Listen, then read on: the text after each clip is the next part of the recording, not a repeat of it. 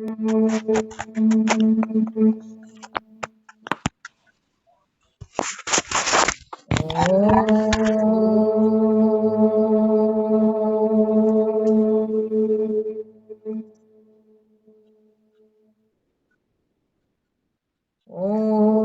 सहनावतु सहनौ भुनक्तु सह वीर्यं करभावहै तेजस्विनावतु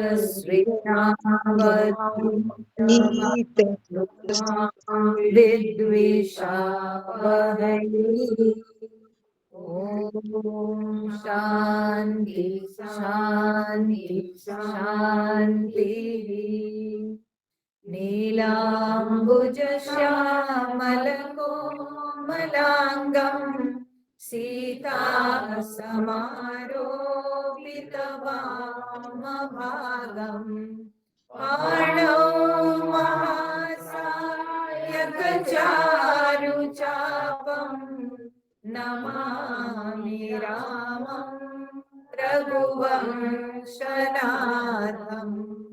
नमामि रामं रघुवंशनाथम्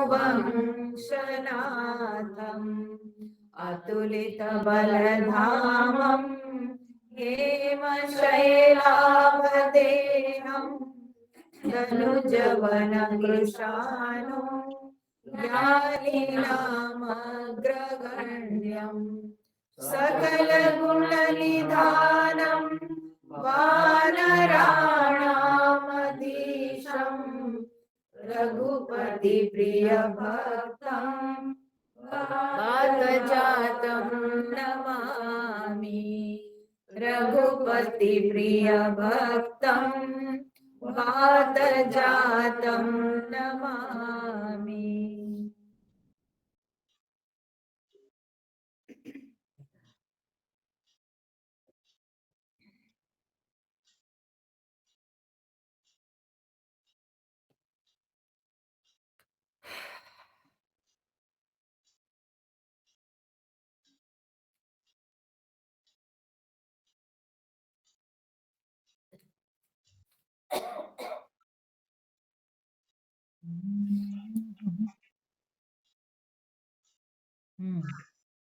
तो हम लोगों ने देखा कि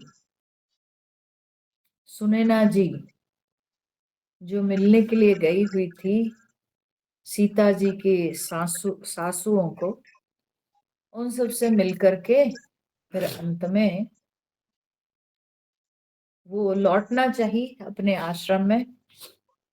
तो इसीलिए निवेदन की कि सीता को मैं साथ में लेना चाहती हूँ। तो उनकी अनुमति प्राप्त करके सीता जी को अपने साथ लेकर लौट आती है। और जब लौट आती है उसके बाद क्या होता है, वो स्वामी तुलसीदास जी कहते हैं सीता जी आकर के अपने परिवार के लोगों से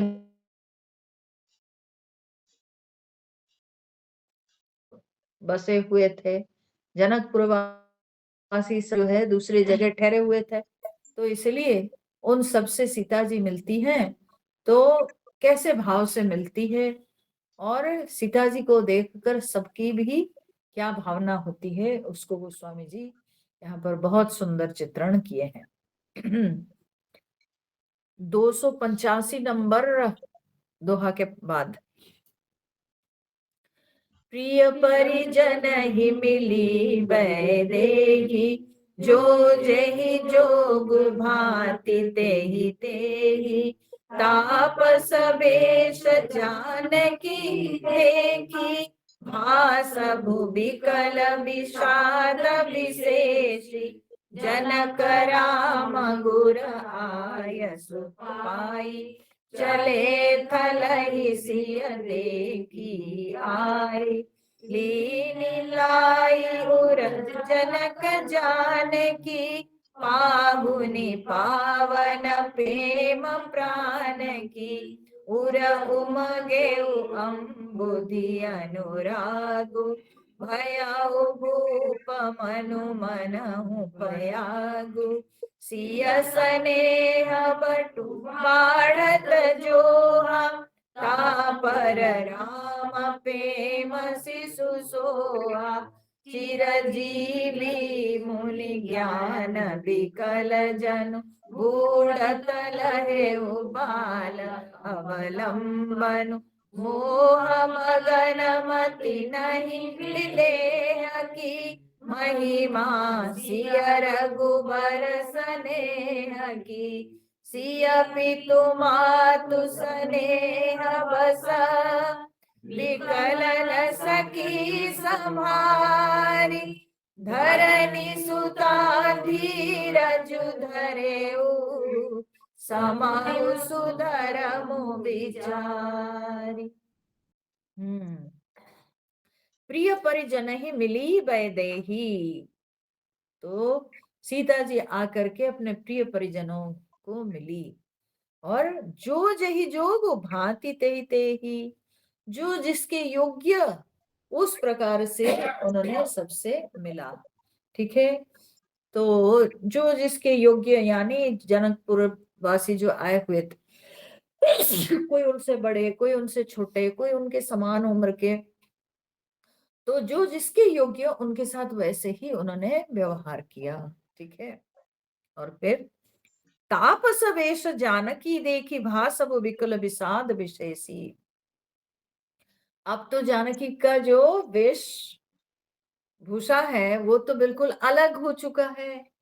पहले तो राजकुमारी के रूप में थी, ठीक है, और वो अभी तो तपस्वी की पत्नी होने के नाते उनका वेश भी अब बदल चुका है, साधारण वेश में वो अभी हैं। तो इसलिए उनके तपस्विनी वेश को देखकर भासव विकल विषाद विशेषी, सब विशेष रूप से जो है विकल हो उठे, सब व्याकुल हो गए और सबके अंदर विशेष प्रकार का विषाद छा गया सबके अंदर कि वो क्या थी और अभी क्या हो गई, कैसे रूप में देखने को मिलता है। ठीक है, किसी को भी लगता है, ठीक है, भले सब लोग इस बात से तो प्रसन्न है कि राम जी की पत्नी हुई है, ठीक है, पर साथ साथ ये वनवास में रहना ये तो कोई कभी सोचा भी नहीं होगा। हाँ? कैसा भाग्य उनका, देखिए विवाह करके आई, इतने बड़े कुल से आई और इतने बड़े कुल में पहुंची और उसमें भी राम जी उनके पति हुए, लेकिन उनके प्रारब्ध में था वनवास। ठीक है, इसी को कहते हैं प्रारब्ध। कितना जो है प्रारब्ध क्या बोलते हैं बलवान है, इसी से अनुमान लगाइए, समझिए। जनक जी की कन्या है वो, दशरथ जी की बहू है वो और राम जी की पत्नी है वो, लेकिन फिर भी उनके प्रारब्ध में वनवास था। ठीक है, तो इसलिए प्रारब्ध जो है इतना बलवान है कि कोई प्रारब्ध को टाल नहीं सकता है। हम बड़े घर में पैदा हुए हैं इसलिए हमको सब सुख मिलेगा, वो बात नहीं। हम बड़े घर की बहू बन गए इसलिए हमको सब सुख मिलेगा, वो बात नहीं। हमारा पति बहुत बड़ा उच्च पदस्थ अधिकारी है इसलिए हमको सुख मिलेगा, वो भी बात नहीं। हम तभी सुखी होंगे जब हमारा प्रारब्ध वैसा होगा। अगर मेरे प्रारब्ध में लिखा है कि मुझे सुख मिलेगा तो सुख मिलेगा, और वो सुख, ध्यान देना, अब सीता जी के साइड से सोचो, सीता जी के साइड से सोचोगे तो वनवास में भी सुखी है ना। भले नगर वासियों को लग रहा है कि कैसा भाग्य, कैसा हाँ उनका रूप आज देखने को मिल रहा है, तो नगरवासी सब दुखी हो रहे हैं, उनके परिजन, उनके सखा स्वजन वे दुखी हो रहे हैं, लेकिन सीता जी के अंदर कोई दुख नहीं है, वो सुखी है। तात्पर्य क्या है कि कभी कभी व्यक्ति को महल मिलने पे भी वो सुखी नहीं होता है, लेकिन वो कभी कभी कुटिया में जो है बहुत सुखी रहता है। तो अगर उसके प्रारब्ध में एक कुटिया में रहकर सुख लिखा है तो वही सही, ठीक है। और अगर उसके प्रारब्ध में महल में रह के सुख नहीं लिखा है तो वो कभी नहीं होगा, ठीक है, वो कभी नहीं होगा। तो इसीलिए यहाँ जो है सब नगरवासी सीता जी को देख करके विशेष रूप से जो है विषादग्रस्त हो रहे हैं, लेकिन सीता जी के अंदर कोई दुख नहीं है, कोई तकलीफ नहीं है, क्योंकि जब तक वो राम जी के साथ है तो वो सुखी है, शांत है, जो भी हो। लेकिन जब यहाँ पहुंची और उनकी तपस्विनी, उनको तपस्विनी के वेश में देख करके सबके सब शोकमग्न हो गए। और फिर जनक राम गुर आय सुपाई, चले थल हिस्य देखी आई। जनक जी भी राम जी के गुरु वशिष्ठ जी की अनुमति प्राप्त करके वे भी लौटे अब, ठीक है, वे भी अपने स्थान में लौट आए और वहां लौट करके उन्होंने सीता जी को देखा। अब देखो यहाँ पर एक बात, हाँ? बात को ध्यान देने से बात दिखती है, ध्यान नहीं देने से कुछ नहीं दिखेगा, ठीक है। शब्दार्थ के रूप से देख के चले जाएंगे तो वो तो कोई बात ही नहीं है, लेकिन भाव की बात है। जनक जी गए हुए थे वहां पर, लेकिन सीता जी से मिले नहीं अब तक। सोचिए, वशिष्ठ जी से मिले हैं, ठीक है, अन्य सभी लोगों से मिले हैं वहां पर, लेकिन अपनी बेटी से मिले नहीं है? और वर्तमान समय में क्या होता है, ठीक उल्टा, ठीक है, मारो गोली उसके ससुराल को, ठीक है। माता पिता जो है, मेरी बेटी से मुझे मतलब है, बेटी को भी माए बाप से मतलब है, हाँ, और बेटी को भी, बहू को तो है ही। अब जैसे परस्परम भावयन्तः, बेटी को अपने माँ बाप से और माँ बाप को बेटी से, तो माँ बाप को उसके ससुराल से कोई मतलब नहीं, बस मेरी बेटी और हम, बस, ठीक है। कितना स्वार्थ आ चुका है सोचिए। लेकिन संस्कृति क्या कहती है, हमारी संस्कृति क्या कहती है, और हम आज कहाँ पहुंच चुके हैं, ठीक है ना। तो इसलिए जब हम लोग रामचरितमानस पढ़ते हैं तो छोटी छोटी बातें हैं, लेकिन बहुत गहरी बातें हैं, सीखना है, समझना है, और अपने जीवन में भी वैसे ही पालन करना, तब जा करके परिवार बचेगा, नहीं तो परिवार टूटेगा, ठीक है। तो माता पिता अगर बेटी के ऊपर इतने हावी रहेंगे तो उस बेटी के ससुराल के साथ लगाव कैसे होगा, और कैसे उसका परिवार, उसका संसार बसेगा, ठीक है।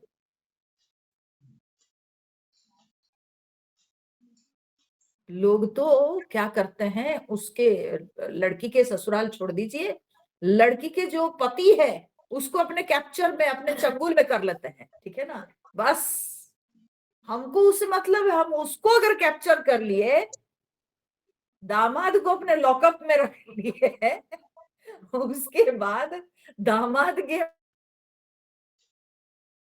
माता पिता जहां जाए भाड़ में जाए, ठीक है, यह हाल है। लेकिन जनक जी से मिले ही नहीं। धैर्य की सीमा, मर्यादा की सीमा, आप देखिए कितनी मर्यादा और कितना धैर्य भी। जान रहे कि मेरी कन्या वनवास में आई है, तो उस पिता को लगता होगा कितने अंदर, उस पिता को लगता होगा मैं एक बार मेरी बेटी को देख लूं, किस हाल में है, हाँ, कैसी उसकी स्थिति है। लेकिन फिर भी उन्होंने वहां नहीं मिले हैं, बल्कि आके देख रहे हैं यहाँ पर, अपनी कन्या को वो यहाँ पर आके देख रहे हैं, ठीक है। तो यहाँ जो है गोस्वामी जी उस बात को कितने सुंदर तरीके से वर्णन करते हैं। तो कहते हैं कि जनक राम गुर आय सुपाई, चले थल ही सिय देखी आई, ठीक है। अपने स्थल पर आकर के उन्होंने सीता जी को देखा, और तब जाकर के लीन लाई उर जनक जानकी पाहुनी पावन प्रेम प्राण की।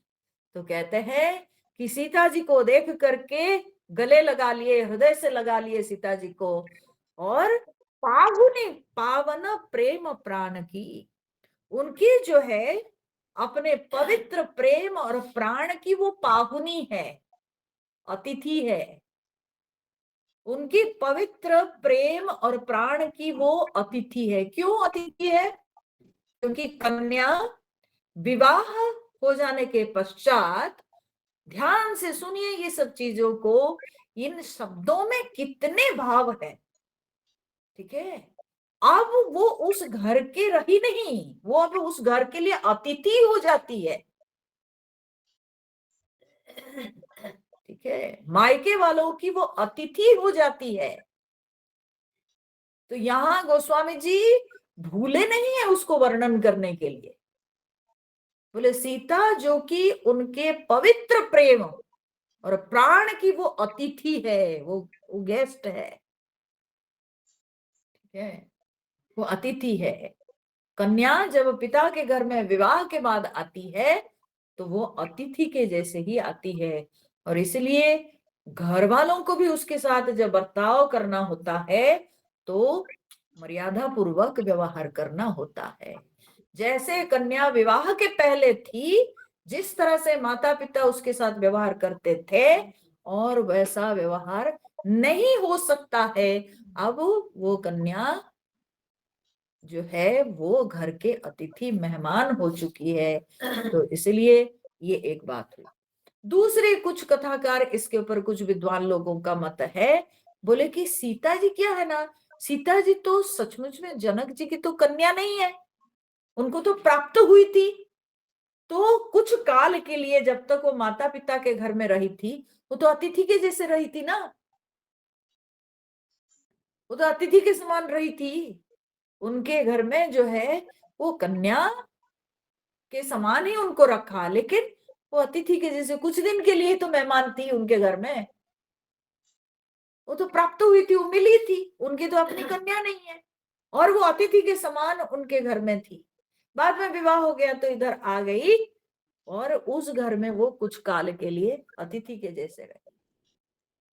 तो जनक जी का बहुत प्रेम उनके प्रति था, और बड़ा पवित्र प्रेम था।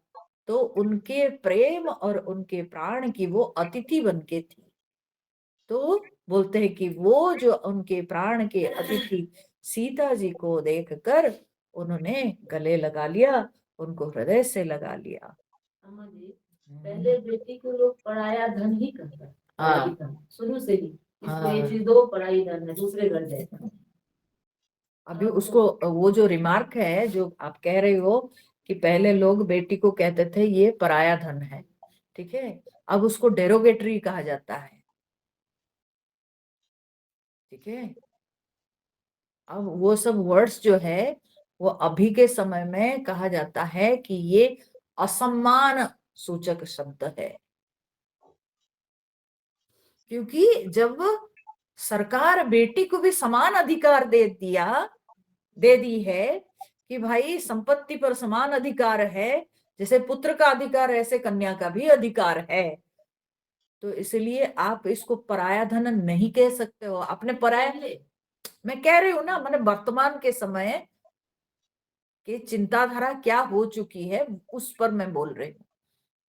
क्योंकि सरकार जब उसको समान अधिकार दे दी तो तब उसको आप पराया धन कैसे कहोगे? फिर पराया धन कहने से तो फिर असम्मान सूचक शब्द हो जाएगा। तो इसी के चलते क्या है ना, आजकल आप और बोल नहीं सकते हो बेटी को पराया धन, भाई पराया धन को। हाँ, तो इसीलिए अब दूसरी बात भी है, महाभारत को और दूसरी बात यह भी है, आजकल कन्याएं परिवार से अलग होती ही नहीं है ना, तो होती ही नहीं है। ठीक है, तो इसलिए परिवार भी टूट रहा है, लगाव नहीं होता है। माता पिता भी जो है ना रेगुलर कनेक्शन में रहते हैं, माता पिता भी जो है अपना कर्तव्य भूल गए हैं, तो वे भी रेगुलर कनेक्शन में है। तो उस बेटी को वो उसके सास ससुर के साथ जुड़ने ही नहीं देते। जुड़ने ही देता। एक तरफ का प्रेम कटेगा तब ना जाके दूसरे के साथ जुड़ेगा। आदमी तो ढूंढेगा, मनुष्य जो है वो तो ढूंढेगा ना। वो कटेगा नहीं तो जुड़ेगा कैसे? तो नहीं होता है वो। कर्तव्य हम कोई भी बोथ साइड से पालन नहीं हो रहा है, तो इसलिए वो तो जहां जाना है वहां संसार को जाना है, जाएगा। ठीक है ना? तो जो भी हो यहाँ पर, लेकिन जो हमारे शास्त्रों में जो बातें दी गई थी, शास्त्रों में जो सब मर्यादा की बातें कही गई है, वो बड़े वैज्ञानिक है। बहुत सोच समझ करके उन लोगों ने लिखा था और पालन भी किया था। तो बेटी जो है अतिथि बन जाती है। अब वो परिवार के नहीं, जब विवाह हो जाता है तो बेटी तब मेहमान है, मेहमान बन के आती है। 4 दिन के लिए आती है, मेहमान बन के आती है। घर वाले भी उसके साथ मर्यादा से व्यवहार करते हैं, और जब छोड़ते भी है मर्यादा के साथ, है अतिथि के समान, उसको बड़े मान सम्मान के साथ उसको विदा किया जाता था। तो यहाँ पर वही बात है कि सीता जी को मिलते हैं जब जनक जी, तो उनको देखकर उर उमगेउ अम्बुधि अनुरागु भयो भूप मनु मनहु पयागु। कहते हैं कि ये जनक जी के हृदय में उर उमगेउ अम्बुधि अनुरागु, प्रेम की अम्बुधि, प्रेम का समुद्र उनके हृदय में उमड़ने लगा। अर्थात प्रेम उनके अंदर, बेटी को देख करके उनके अंदर खूब प्रेम बढ़ने लगा। ठीक है? तो वो समुद्र के समान था, मतलब अथाह। ठीक है? वो प्रेम की कोई सीमा नहीं थी, वो प्रेम को कोई माने चिंतन भी नहीं कर सकता है। इस तरह का प्रेम उनके अंदर उमड़ने लगा अपनी बेटी को देखकर। भयो भूप मनु मनो पयागु, और राजा के मन उस समय हृदय हो गया प्रेम का समुद्र, और उनका मन क्या हो गया ना, प्रयाग के समान। ठीक है? प्रयाग क्षेत्र के समान उनका मन हो गया। और फिर क्या हुआ ना, सिय स्नेह बटु बाढ़त जो ही। ठीक है? और सीता जी के जो माने स्नेह रूपी बट, माने अक्षय बट को उन्होंने बढ़ते हुए देखा। पूरा सुन लीजिए तब समझ जाइएगा। ठीक है? ये एक एक सेंटेंस सुनने से ऐसा अटपटा लग रहा है, लेकिन पूरा सुन लेंगे तो ये कहाँ की कथा है, कौन सी कथा को ध्यान में रख के गोस्वामी जी इसको वर्णन करते हैं, तो समझ में आएगा। तो कहते हैं कि सीता जी के जो स्नेह रूपी अक्षयवट को उन्होंने बढ़ते हुए देखा। ठीक है? माने जनक जी महसूस किए। तापर राम प्रेम शिशु सोहा, और उस अक्षयवट पर, है, उस अक्षयवट के एक पत्ते पर उन्होंने देखा राम प्रेम शिशु सोहा, राम प्रेम रूपी शिशु, हाँ, को सुशोभित उन्होंने देखा।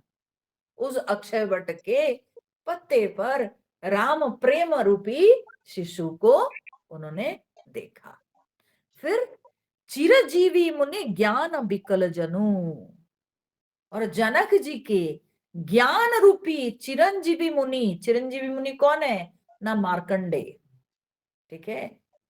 तो जनक जी के ज्ञान रूपी मार्कंडेय मुनि विकल जनु, जैसे कि व्याकुल होने लगा।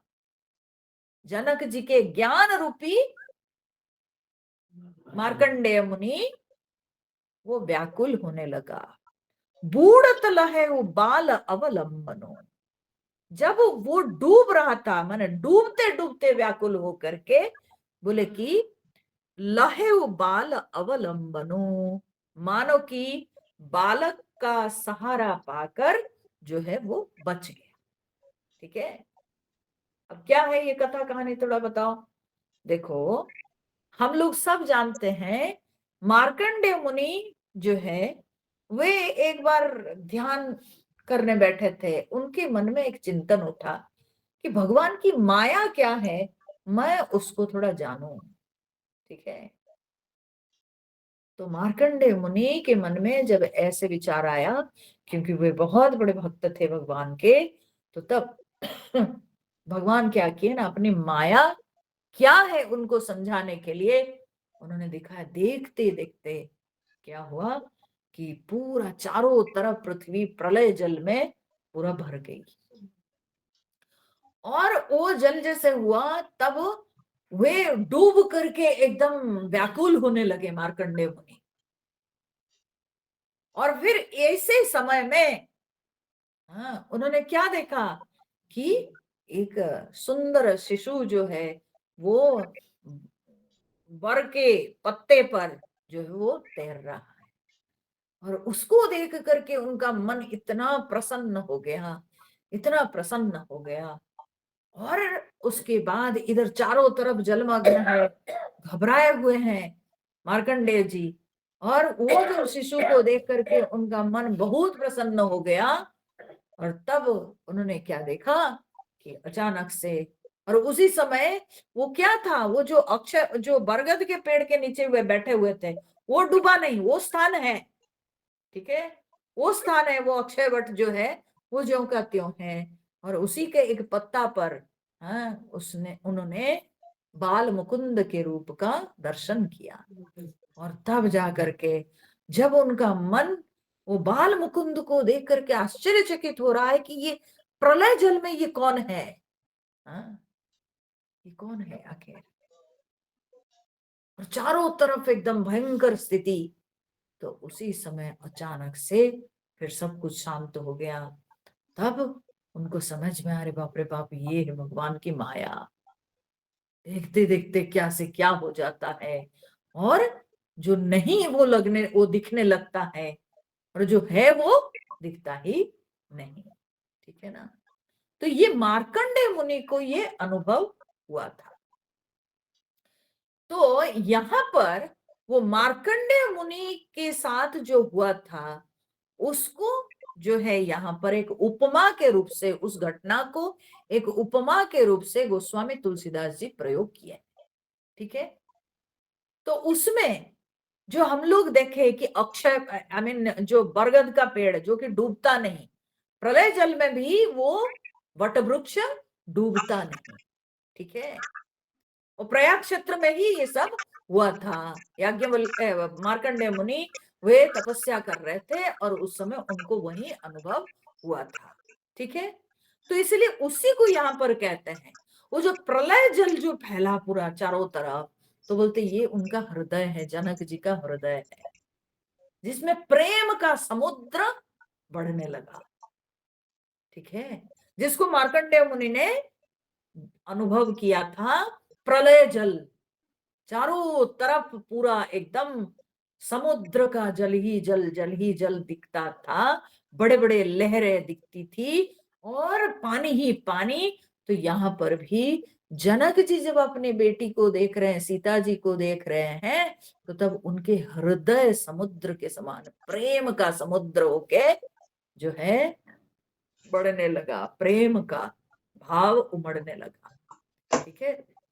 फिर उनका मन जो है प्रयाग बन गया, ठीक है, जो कि उस प्रलय जल में डूब गया, प्रेम में मन डूब गया। प्रयाग क्षेत्र क्या हुआ, मार्कंडेय जी ने क्या देखा कि प्रलय जल में सब जलमग्न हो गया, डूब गया, ठीक है।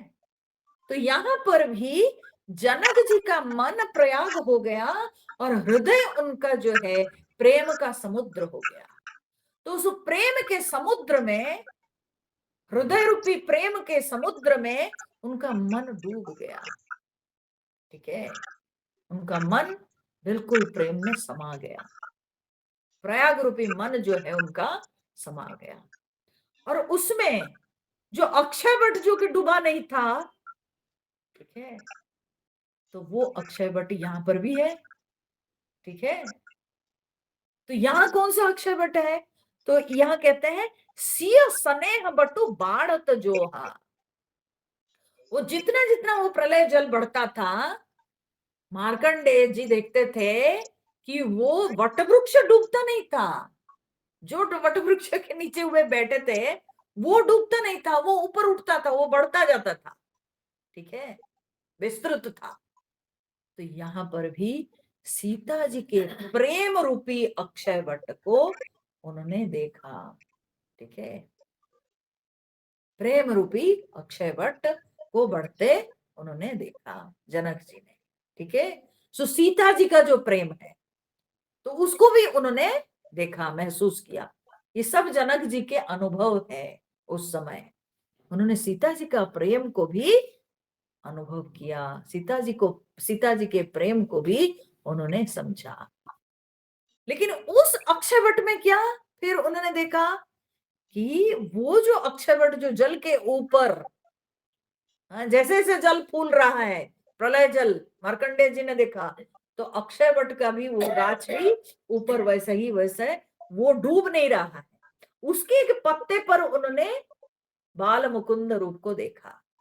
सिमिलरली यहाँ पर जनक जी ने क्या देखा? सीता जी के प्रेम में राम जी का प्रेम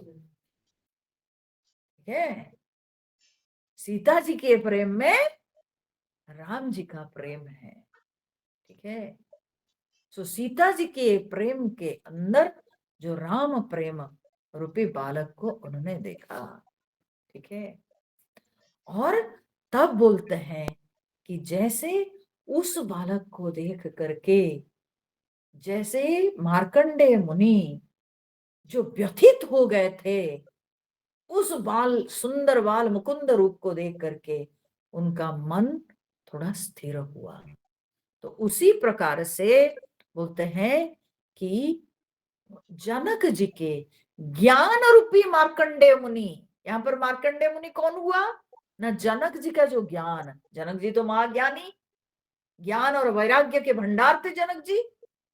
तो जनक जी के ज्ञान रूपी मार्कंडेय मुनि जो कि व्याकुल होकर के डूब रहा था, मार्कंडेय मुनि डूब रहे थे, जो डूब रहा था, तो बोले बूढ़त लहे बाल अवलंबनो।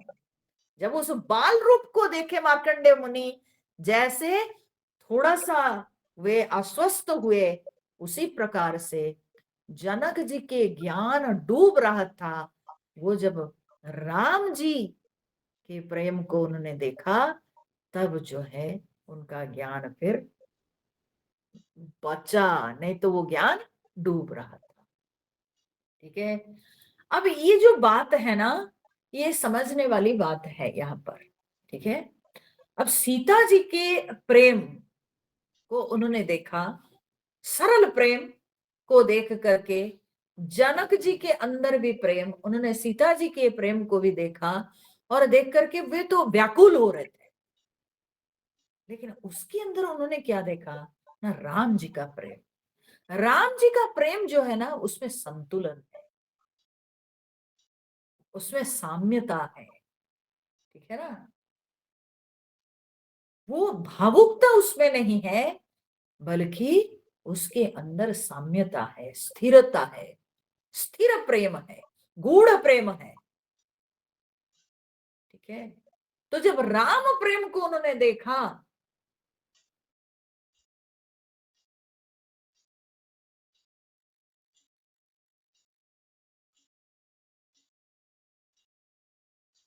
डूब रहे थे, तब वो स्थिर हुए। जो ज्ञान व्याकुल होकर के, भावुक होकर के प्रेम में वो डूबते चले जा रहे थे, अब फिर वे सचेत हो गए। विदयराज जनक जी सचेत हो गए, अपने आप को जो है संभाले।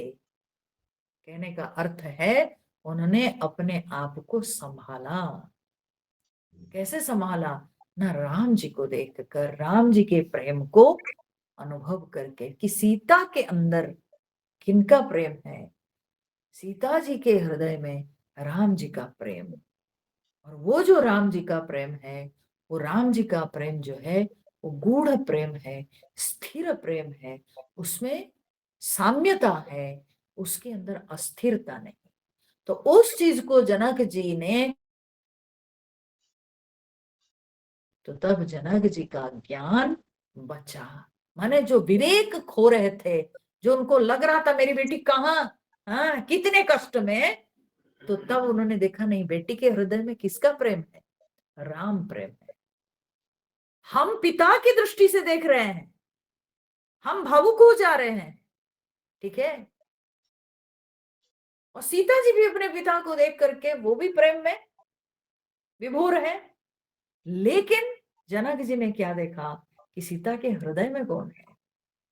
सीता जी के हृदय में राम जी है, राम प्रेम है। और वो जो राम प्रेम है वो बड़ा गूढ़ है। और उसको देख करके उनका ज्ञान बचा, उनका ज्ञान जो है ठहरा। नहीं तो डूब रहा था वो ज्ञान, भावुक होकर के वे डूब रहे थे। तो तब कहते हैं मोह मगन मति नहीं विदेह की। हाँ? असलियत में विदेह राज के जनक जी के मति, जनक जी की बुद्धि जो है वो मोह मग्न नहीं है। ठीक है, लेकिन ये तो कहते हैं महिमा सी रघुवर स्नेह की। ये तो सीता राम जी के प्रेम की महिमा है कि उनके अंदर जो है कुछ समय के लिए मोह का भाव दिखाई पड़ा। नहीं तो वे तो, उनकी बुद्धि तो कभी मोह ग्रस्त होती नहीं। और सीता राम जी के प्रेम ऐसा है, उस प्रेम को कोई भी व्यक्ति उस प्रेम को अगर देखेगा तो वो अपना ज्ञान खो बैठेगा, अपना विवेक खो बैठेगा। ठीक है, लेकिन फिर भी उन्होंने जब राम जी के प्रेम को देखा तो तब सीता जी के हृदय में राम जी के प्रति जो भावना, वे सीता जी की वेशभूषा को देख करके विभोर हुए नहीं, भावुक नहीं हुए। जब उन्होंने सीता जी के हृदय में राम जी के प्रति जो प्रेम, राम जी के प्रति जो श्रद्धा, राम जी के प्रति जो विश्वास, उसको देख करके वे स्थिर हुए। ठीक है, ये होता है साधारणतया। कोई भी पिता वो अगर अपनी बेटी को देखता है कि भाई मेरी बेटी कैसी दशा में है, उसकी दशा कैसी हो गई, तो वो भावुक हो जाएगा। लेकिन अगर बेटी खुश है अपने पति के साथ, ठीक है, उस पाठ को अगर पिता देखे तो पिता का क्या होगा? उसका मोह टूटेगा। तब जाके उसका विवेक जागृत होगा कि अरे मेरी बेटी अगर खुश है, मेरी बेटी अगर सुखी है, तो फिर मुझे क्या कहने का, कुछ नहीं। ठीक है, तो ये जो है ना सीता राम जी के प्रेम, और ये तो प्रेम की महिमा है। नहीं तो ये जो है ना मोह में पड़ने वाली बात ही नहीं है। सिया पितु मातु स्नेह बस बिकल न सकी संभारी धरनि सुता धीरज धरेउ समौ सुधर्मो विचारी। बोले कि माता पिता के जो है प्रेम के कारण सीता जी भी विकल हो गई। जब उनके माता पिता उनको देख करके बड़े भाव विभोर हो रहे, भाव विफल हो जा रहे हैं, तो उनको देख करके सीता जी भी विकल हो गई। और कहते हैं कि सीता जी तब धीरे धीरे अपने आप को तो संभाल नहीं सकी, फिर धैर्य धारण करके तब समौ सुधर्मो विचारी, तब समय और अपना जो सुंदर धर्म है उसको विचार करके तब उन्होंने जो है अपने आप को स्थिर किया, अपना धैर्य उन्होंने धारण किया कि ये समय क्या है और मेरा धर्म क्या है।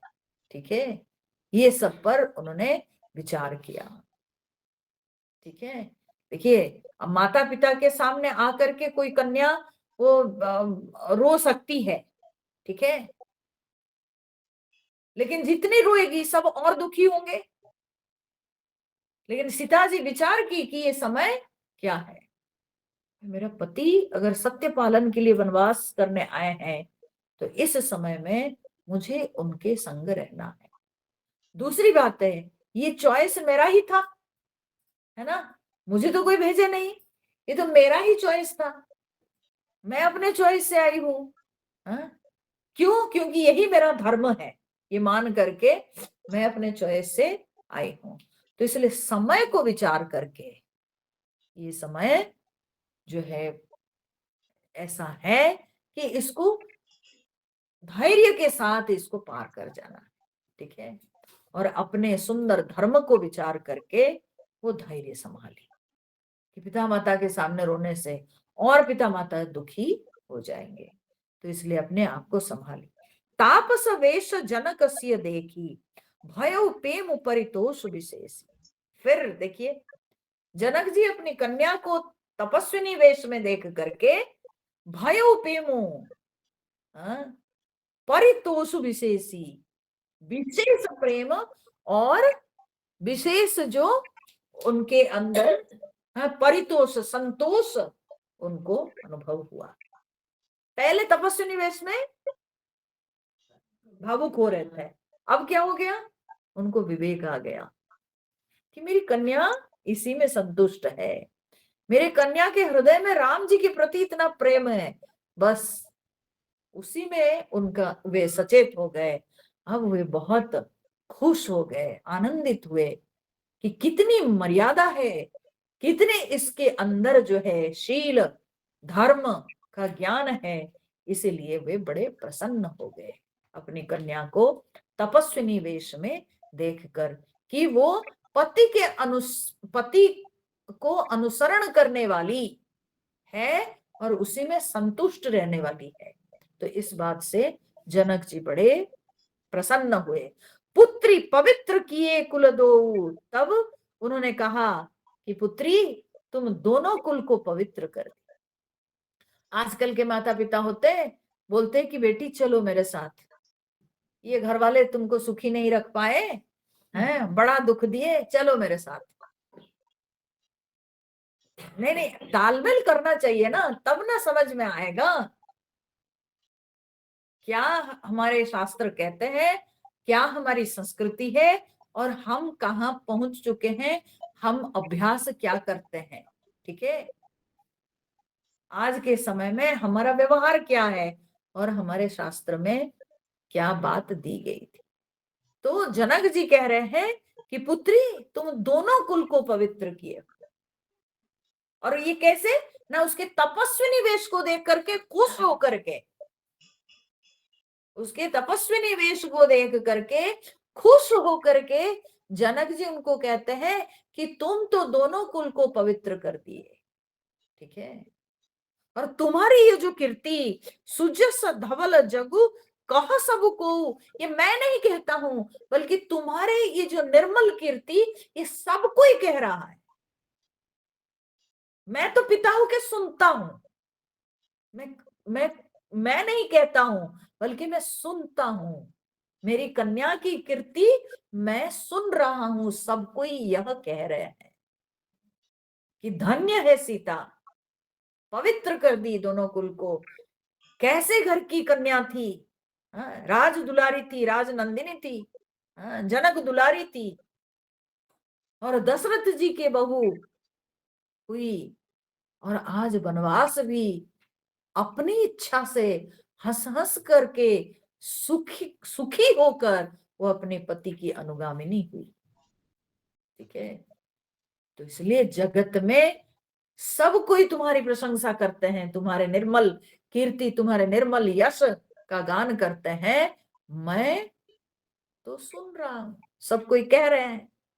और जिति सुरसरी कीरति सरितोरी, बोले कि गंगा जी जो है वो तो तेरी कीर्ति रूपी गंगा जी, तेरी कीर्ति रूपी यह जो पवित्र नदी है, यह बोलते हैं कि नहीं, तेरी कीर्ति रूपी जो विमल कीर्ति रूपी जो क्या बोलते हैं नदी, बोलते हैं वो गंगा जी को भी पार कर गई। ठीक है,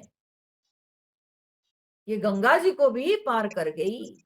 और कहते हैं कि गवन की न विधि अंड करोरी, जो कि वो देखो विधि अंड बड़ा विचित्र है, गोस्वामी तुलसीदास जी भी ऐसे लिखे है ना। विधि माने ब्रह्मा, ब्रह्म, अंड ब्रह्म जोड़ा अंड ब्रह्मांड। मुझे ढूंढना पड़ा ब्रह्मांड किधर है। ठीक है ना, है कि नहीं, विचित्र है। हाँ, तो बहुत है, इसलिए मैं सूचित करती हूँ हर जगह कि ध्यान देने की बात है। गबनु की न विधि अंड करोरी, बोले तुम्हारी ये कीर्ति रूपी नदी जो कि गंगा जी को पार कर गई और वो तो करोड़ों ब्रह्मांड में फैल गई। ठीक है, सब जगह तुम्हारी कीर्ति की चर्चा हो रही है।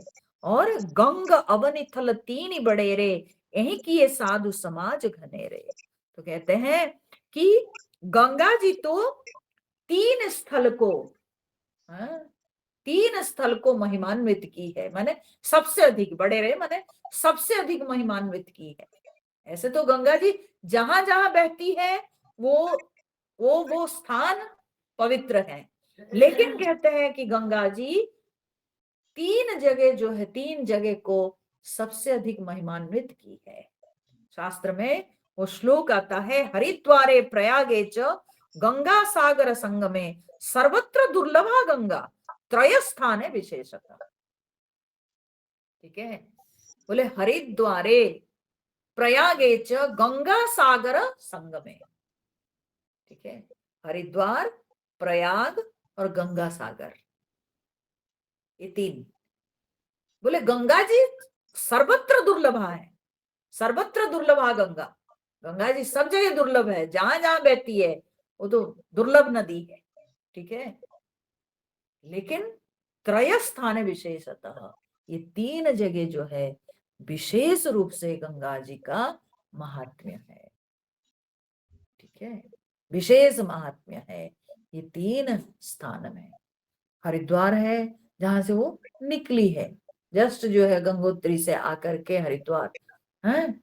और उसके बाद प्रयाग क्षेत्र, क्यों, तीनों मिले हैं, गंगा यमुना सरस्वती जी का संगम स्थान है, वो बड़ा पवित्र है। फिर आके गंगा सागर में सगर राजा के 60,000 पुत्रों को पवित्र कर दी और वहां सागर का रूप ले ली, अनंत हो गई। ठीक है, तो ये तीन स्थान में विशेष रूप से गंगा जी की महिमा है। ठीक है, तो कहते हैं कि गंगा जी तो ये तीन स्थान को बहुत महिमान्वित की, लेकिन तुम्हारी जो ये कीर्ति रूपी नदी, यही की ये साधु समाज गनेरे, ये तो हर साधु समाज में हर जगह जो है वो ये नदी बहती चली और ये सब जगह को महिमान्वित की। साधुओं के तो क्षेत्र सर्वत्र है, साधुओं का संगम सब जगह जगह जगह है।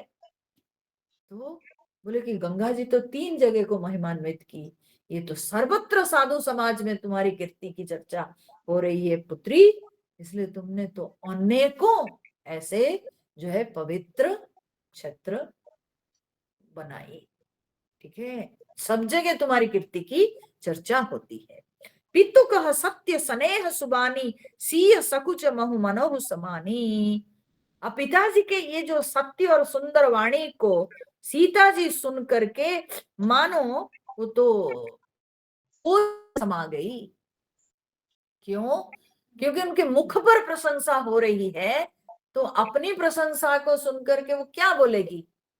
ऐसे कहा गया है, अपनी संतान की प्रशंसा प्रत्यक्ष उनके मुख पर पिता माता को नहीं करना चाहिए। ठीक है, और अब जनक जी चुप नहीं हो पा रहे हैं। जनक जी इतने प्रसन्न हैं कि सीता जी जो राम जी के साथ वनवास में आई है, ये जनक जी को आनंद दे रहा है। जनक जी इस बात से बहुत खुश हैं। ठीक है, बहुत खुश हैं जनक जी, इसीलिए जनक जी सीता जी की महिमा गा रहे हैं, सीता जी की प्रशंसा कर रहे हैं। लेकिन सीता जी एकदम संकोच में समा गई है, क्या बोलेगी? चुपचाप पिताजी की बात को सुन रही है और क्या बोलेगी? और पुनि पितु मातु लीनी उरलाई, फिर माता पिता सीता जी को हृदय से लगा लिए, सिख आशीष हित दीनी सुहाई, उनको हित भरी आशीर्वाद और सीख माता पिता उनको दिए। यानी उनको सिखाए कि बेटा तुमने जो किया अच्छा किया, और अपने पति के हमेशा ऐसे अनुगामिनी रहना, और वन में भी अपने पति की सेवा करके उसी में संतुष्ट रहना। इस तरह से उन्होंने सीता जी को बहुत सारी सुंदर सीख दी और आशीर्वाद दिए। कहती न सीय सकुचि मन माही, इहा बसब रजनी भल नाही। सीता जी कुछ कह नहीं रही है, लेकिन मन ही मन संकोच में है कि यह सब रजनी भल नाही, रात को यहाँ मेरे लिए रहना उचित नहीं। ठीक है, मेरे लिए यहाँ पर रात को ठहरना उचित नहीं। क्यों उचित नहीं? क्योंकि वो विचार कर रही है कि मेरी सेवा में त्रुटि हो जाएगी। मेरी सास सब आई हुई है, मेरी सास सब की सेवा करना है मुझे, वो सेवा से मैं दूर हो जाऊंगी। ठीक है, तो इसलिए सीता जी को लग रहा है कि मेरे लिए यहाँ रात्रि में रहना उचित नहीं। क्योंकि देखिए, वो महसूस कर रही है कि मेरी वृद्धा सासू सब वो आई हुई है, वन में रह रही है, बड़े क्लेश उठा रही है, दिन भर में चल रही होगी, कंटकित मार्ग में चल रही होगी, कितने पत्थर कंकड़ के ऊपर वो चल रही होगी, सब कितना कष्ट उठाती होगी। तो इस कारण से उनको लगता है कि रात्रि के समय उनके पैर दबाकर उनकी सेवा करना मेरा धर्म है, तो वो सेवा से मैं च्युत हो जाऊंगी। तो इसलिए उनको लगता है कि रात्रि के समय यहाँ मेरे लिए रहना उचित नहीं है। सोचो, उनके माता पिता भी तो वहीं रह रहे हैं, वो कौन सा महल में रह रहे हैं, वे भी तो रह रहे हैं।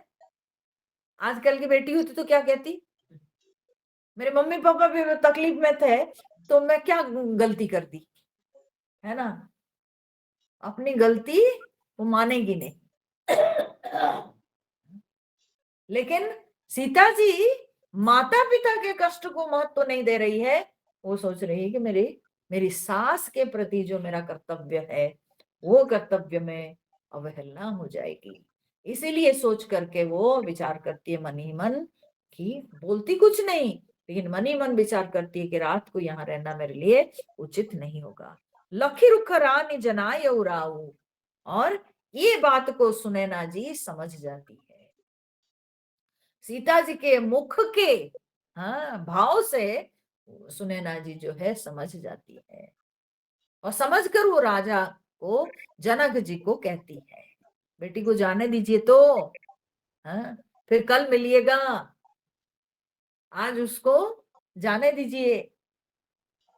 तो इसलिए सुनैना जी समझाती है जनक जी को, हृदय सराहत शील स्वभाव, ऐसे सीता जी के शील और शील स्वभाव को हृदय में दोनों सराहना, बहुत प्रशंसा कर रहे हैं। बार बार मिली भेंट सिय विदा कीनी सन्मानी। राजा रानी बार बार सीता जी को मिलकर उनको जो है बहुत हृदय से लगाकर उनको बड़े सम्मान पूर्वक विदा करते हैं। ठीक है, अब देखिए यहाँ पर एक बात मैं बता रही हूँ। साधारणतया जब कन्या, विवाहिता कन्या जब पिता के घर आती है, क्योंकि अतिथि है, तो वो जब जाती है तो उसके साथ माता पिता अनेकों द्रव्य देते हैं, नए वस्त्र देते हैं। ऐसे करके इन विधियों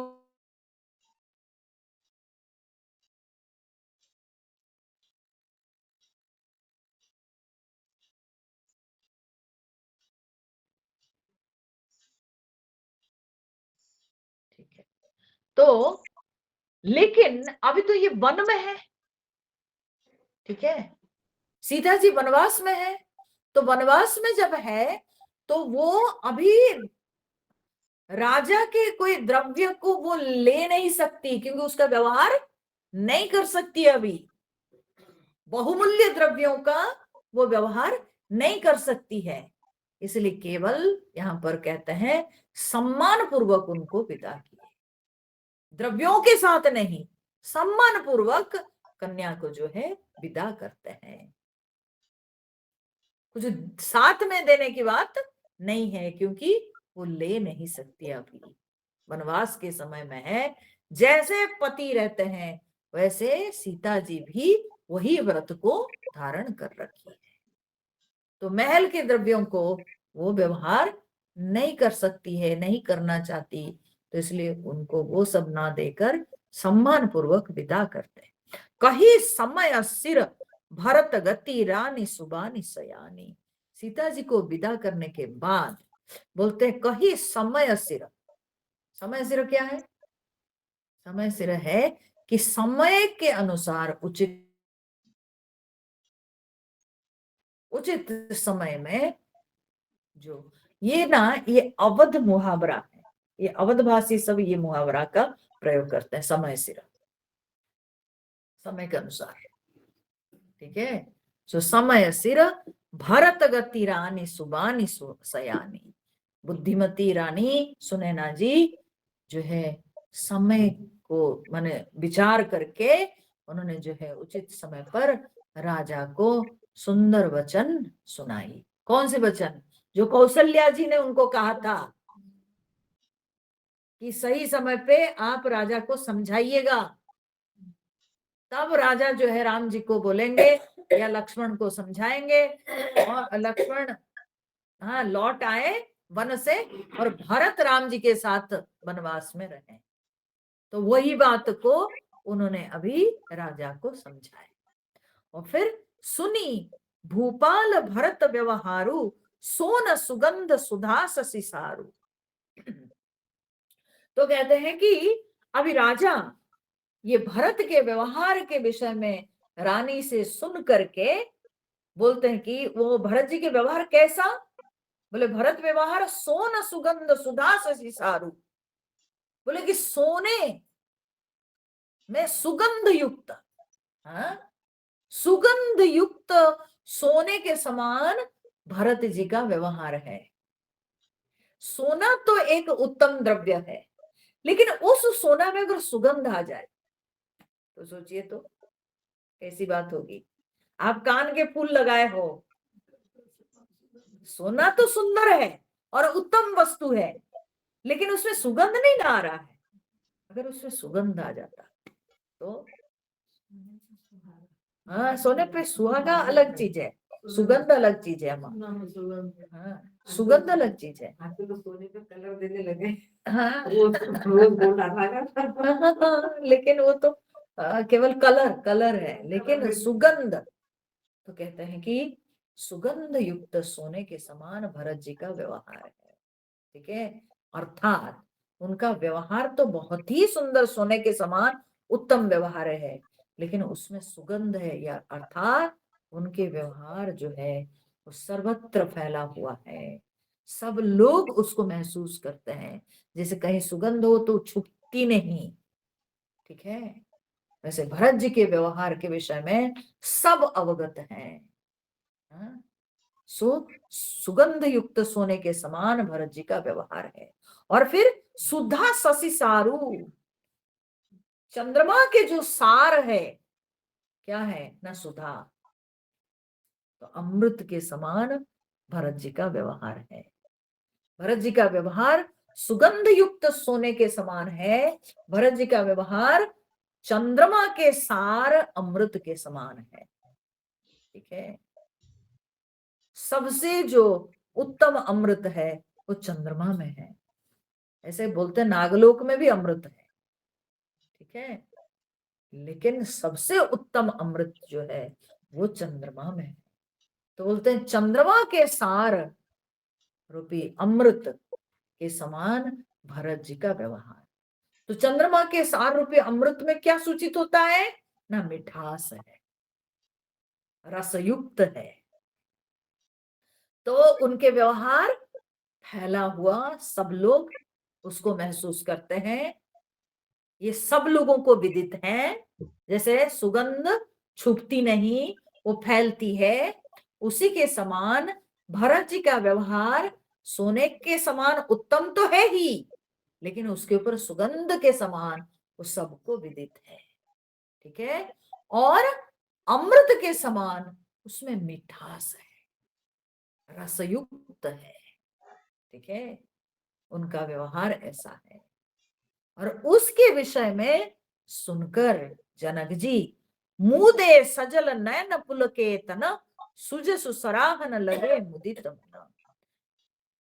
जनक जी के आंखों में आंसू आ गई, इतने सुंदर व्यवहार भरत जी के सुन करके, सुनैना जी के मुख से भरत जी के विषय में सुन करके जनक जी की आंखों में पानी आ गया। ठीक है, उनके आंखों में आंसू छलकने लगे, इतने वे भावुक हो गए सुन करके। और तब उनके शरीर पुलकित हो उठा, सुज सुसराहन लगे मुदित मन, बड़े प्रसन्न माने आनंदित मन से वे उनकी प्रशंसा करने लगे। फिर वे समझाते हैं अपनी रानी को, बताते हैं।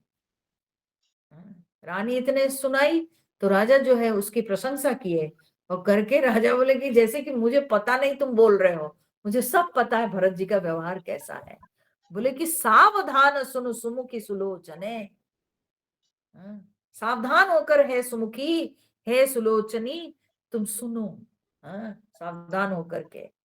भरत कथा भव बंध विमोचनी, भरत जी की कथा जो है वो संसार बंधन को नष्ट करने वाली कथा है। अर्थात जो व्यक्ति भरत जी के चरित्र का श्रवण करता है उसका वो संसार से मुक्त हो जाता है। क्योंकि हम जिसका चरित्र पढ़ेंगे उसका प्रभाव हमारे जीवन पर भी पड़ता है। तो जो भरत जी के चरित्र को बार बार अध्ययन करेगा वो भरत जी के समान बनेगा और वो संसार से मुक्त हो जाएगा। ठीक है, ऐसे महात्मा के चरित्र वो भवबंध को नाश करने वाला। धर्म राजनय ब्रह्म विचारु, यहाँ जथामति मोर प्रचारु। कहते हैं धर्म, राजनीति और ब्रह्म विचार, ये तीन क्षेत्र में मेरी बुद्धि की गति है, थोड़ी सी मेरी बुद्धि की गति है, जनक जी कह रहे हैं। कभी कभी पत्नी के सामने ऐसा बोलना पड़ता है, ठीक है।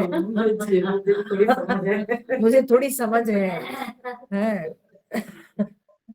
तो इसलिए जनक जी कहते हैं कि धर्म, राजनीति और ब्रह्म विचार में मुझे थोड़ी समझ है।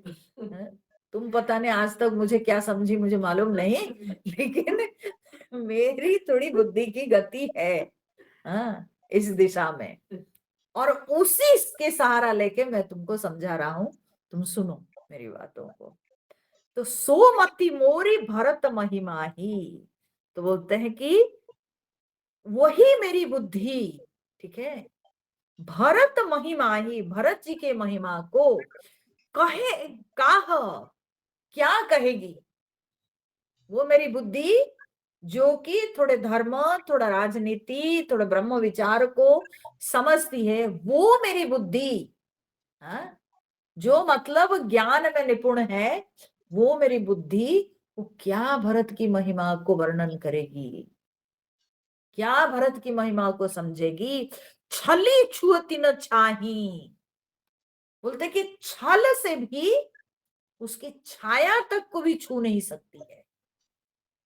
छल से भी माने क्या है कि अगर हम झूठ मूठ के भी वर्णन करना चालू करें भरत जी की महिमा को, तो मेरी बुद्धि के पहुंच से परे है भरत जी के चरित्र। लेकिन छल से भी अगर हम कोशिश करें, कभी कभी लोग ना कोई कोई विषय को नहीं जानते होंगे लेकिन कपट भाव दिखाते हैं, ऐसे बोलने लगेंगे लगता है कि जैसे कि उस विषय में महान ज्ञानी है, उनको पता कुछ नहीं होगा, खोखला होगा। लेकिन क्या थोड़ा बहुत तो सुनी सुनाई बात है, बस उसको ऐसे बोलेंगे ना लगेगा बाप रे कितना जानते हैं। तो इसको कहते हैं छल, ये हुआ कपट। तो यही कह रहे हैं जनक जी कि मैं क्या भरत जी के महिमा को बोलूं, मेरी वो बुद्धि कुंठित हो जाती है। जो बुद्धि आज तक ब्रह्म विचार करती आई है, जो बुद्धि राजनीति को इतना अच्छा समझती है, जो धर्म नीति को इतना अच्छा समझती है, वो मेरी बुद्धि भरत की महिमा, भरत के चरित्र को वर्णन करते कुंठित हो जाती है। और अगर मैं छल से भी वर्णन करना चालू करूं तो भरत जी के चरित्र की छाया तक भी मेरी बुद्धि पहुंच नहीं सकती। भरत जी तो दूर की बात है, ठीक है। इसलिए तुम जो बोल रही हो मैं सब समझता हूं, मैं सब समझता हूँ कि भरत कैसे हैं। सो विधि गणपति अधिपति शिव शारद कवि कोविद बुद्धि बुध बुद्धि विशारद भरत चरित कीर्ति करतूति धर्मशील गुण विमल विभूति। तो कहते हैं कि ब्रह्मा जी, गणेश जी, शेष जी, शिव जी, सरस्वती जी और ज्ञानी पंडित, कोई भी जितने सारे बोलते हैं कि बड़े बड़े बुद्धिमान विवेकवान पंडित लोग बोलते हैं भरत चरित कीर्ति करतुति, भरत जी के चरित्र, भरत जी की कीर्ति, भरत जी के करनी, उनके कर्म को धर्मशील गुण विमल विभूति, उनके धर्म, उनके शील, उनके गुण, उनके पवित्र ऐश्वर्य समुझत सुनत सुखद सब काहू, सबको समझने में सुनने में बहुत ही सुख मिलता है। सुचि सुरसरी रुचि निदर सुधाहू। बोलते हैं कि उनकी जो विमल कीर्ति है, बोलते सुचि सुरसरी, पवित्रता में वो गंगा जी को पार कर जाती है, और रुचि निदर सुधाऊ, और उसका जो स्वाद है, जो मिठास है, वो अमृत को भी मात देती है। ठीक है, ऐसे है भरत जी की कीर्ति। जी जो कीर्ति को शिव जी से लेके, गणेश जी से लेके, सब सरस्वती मुनि ऋषि सब लोग भरत जी के चरित्र कहने के लिए आनंद अनुभव करते हैं, कहने के लिए भी, सुनने के लिए भी। और भरत जी की कीर्ति इतनी पवित्र है कि गंगा जी भी उसके सामने कुछ नहीं, और उसकी मिठास इतनी है कि अमृत भी उसके सामने तुच्छ है। तो निरवधि गुण निरुपम पुरुषु भरतु भरत सम जानी। तो कहते हैं उनके निरवधि माने असीम उनके जो गुण है, बोले कि वो तो असीम गुण संपन्न है, और उनकी कोई उपमा नहीं, कोई तुलना नहीं, निरुपम पुरुष है वो। और भरत जी के ही समान है। भरतु भरत समझानी, माने भरत जी के समान कहने का मतलब भरत एक ही है, भरत के समान और कोई नहीं, अद्वितीय है। ठीक है, अद्वितीय है भरत, भरत के समान और दूसरा कोई नहीं इस संसार में।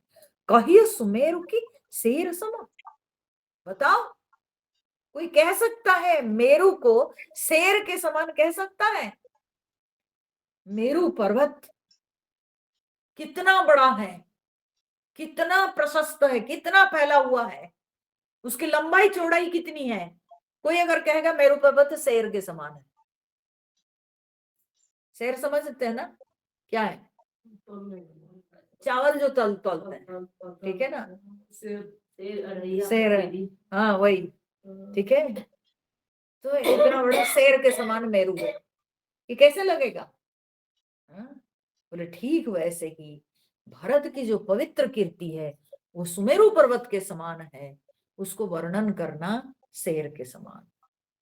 ठीक है, इसलिए भरत की पवित्र कीर्ति को कोई वर्णन नहीं कर सकता। कवि कुल मति सकुचानी, बड़े बड़े विद्वान के मति भी कुंठित हो जाती है, संकोच अनुभव करती है भरत जी के चरित्र को बखानने में।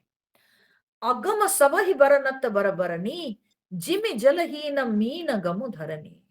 बोलते हैं कि हे, क्या बोलते हैं, बरबरनी मतलब श्रेष्ठ वर्ण वाली, सुने ना, अगम सब ही वर्णत, भरत जी के महिमा को वर्णन करना सबके लिए कठिन है, सबके लिए बहुत जो है ये मुश्किल बात है। जैसे कि जिमी जलहीन मीन गमु धरनी, जैसे कि जलहीन धरनी, जलहीन धरती पर मछली को गमन करना कठिन है।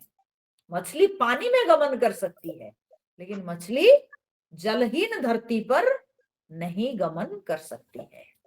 बोले जैसे जलहीन धरती पर मछली को गमन करना कठिन है, ऐसे भरत जी के पवित्र कीर्ति को वर्णन करना भी वैसे ही बहुत कठिन है। सबके लिए कठिन है। भरत अमित महिमा सुनु रानी, जान ही राम न सकहि बखानी। बोले कि सुनो रानी, भरत जी की जो महिमा है, भरत जी के जो सुंदर अपरिमित महिमा है, उसको केवल राम जी ही जानते हैं, दूसरा कोई नहीं जानता। ठीक है, ये केवल राम जी ही उसको समझते हैं, दूसरा कोई बखान नहीं सकता है। बरनि सप्रेम भरत अनुभाव, तिय जिय की रुचि लखी कह राव। तो बोलते इस प्रकार ऐसे ही भरत जी के पवित्र कीर्ति का वर्णन करके स्त्री तिय जिय की रुचि लखी कह राव, तो फिर जो है जनक जी ने स्त्री के मन की रुचि को हाँ देखकर उन्होंने जो है कहा, फिर बोले बहु रही लखनऊ भरत बन जाए। ठीक है, लक्ष्मण जो है वो लौट जाए और भरत वन में जाए, माने स्त्री की रुचि को देख करके उन्होंने स्त्री को समझाया। बोले ठीक है, तुम अगर कहती हो कि ये सही होगा, यही अच्छा होगा भरत जी के लिए भी और सबके लिए भी, कि लक्ष्मण लौट जाए और भरत वन में रहे। सब कर भला सबके मन माहे, ये सबके लिए भला होगा और सबके मन में भी यही बात है। ठीक है, सबके मन में भी यही बात है।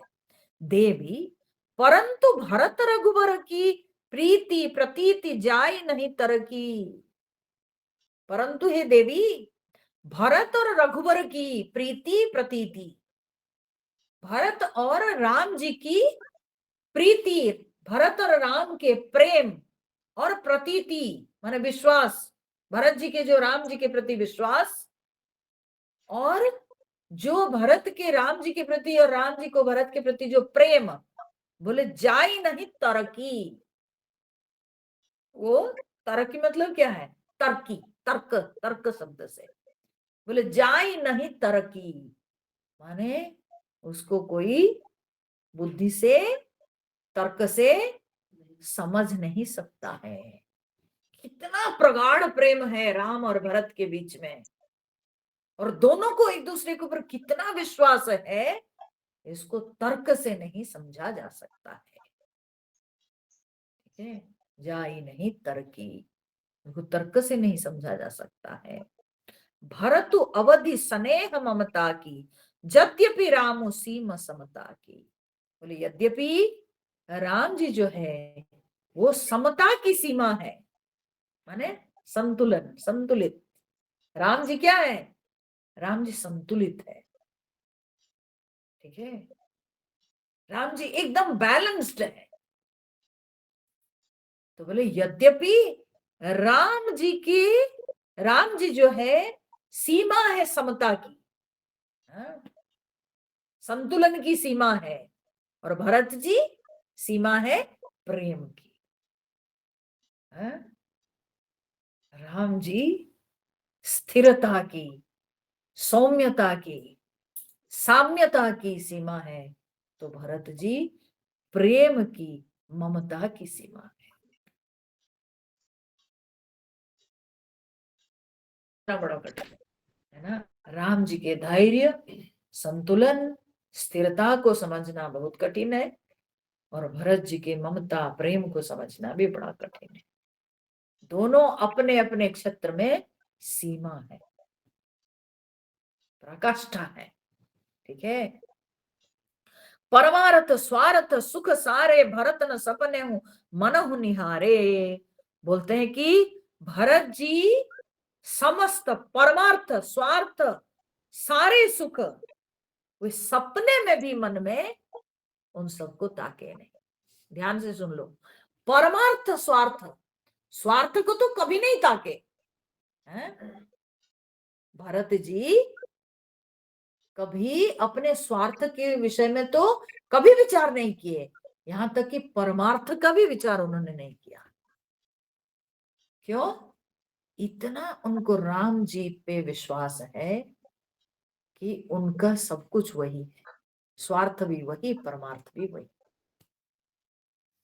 इसलिए उन्होंने कभी, भरत जी ने कभी अपने स्वार्थ को तो नहीं सोचा, लेकिन परमार्थ को भी नहीं सोचा। ठीक है, मेरा बंधन राम से है, मेरा मोक्ष भी राम से, ठीक है ना। और दोनों में खुशी, ठीक है, राम के साथ बंधन, प्रेम का बंधन, वो भी आनंददायक है।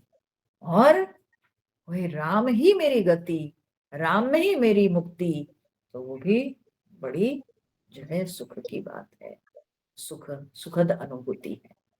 तो इसलिए उन्होंने परमार्थ को भी त्यागा, सारे सुख को त्यागा, उन्होंने कभी ताके भी नहीं इन सब के प्रति, कभी उन्होंने विचार नहीं किया कि मेरी मुक्ति, नहीं सोचा। साधन सिद्धि राम पगने हो, राम जी के चरण में ही उनका साधन, उनकी सिद्धि है, उनके साधन और उनकी सिद्धि सब कुछ राम के चरण में। मोहि लखी परत भरत मत एहु, बोले मुझे तो बस भरत का बस यही जो है सिद्धांत समझ में आता है कि उनके साधन, उनकी सिद्धि सब कुछ राम के चरण में है, और जो है इससे आगे और कुछ नहीं। भरत अब स्थगित हो गए हैं, ठीक है, ये मुझे समझ में आता है। माने पहले वे भूमिका तैयार कर रहे हैं, ठीक है ना। जनक जी कहते ये मुझे भी पता है देवी, आप जो कह रही हो कि भरत को वन में रहना अच्छा होगा, क्योंकि भरत जी का इतना प्रेम है कि वे अगर लौटेंगे तो जिएंगे नहीं, जी नहीं पाएंगे राम जी के बिना। जो तुम मुझे समझा रही हो मैं भी जानता हूं भरत का कितना प्रेम है राम के प्रति, और राम जी के चरण में उनके साधन भी, उनकी सिद्धि भी, उनके सब कुछ राम जी के चरण में है, ये मुझे समझ में आता है। भोर हूं भरत न पेली हई मनसहु राम रजाई, और अभी करिय न सोच स्नेह बस कहे भूप बिलखाई। राजा जो है जनक जी बिलखाई, बड़े जो है बिलख कर, माने बहुत प्रेम में गदगद होकर, सोचिए उनके दामाद है राम, वो राम को याद करके गदगद जितना नहीं होते, भरत को याद करके कितने भाव विफल हो जा रहे हैं, ठीक है। ऐसे भरत जी का चरित्र है जो कि सबको, सबके हृदय को स्पर्श करता है। ऐसा निश्चल प्रेम भरत जी का, वो सबके हृदय को स्पर्श करता है।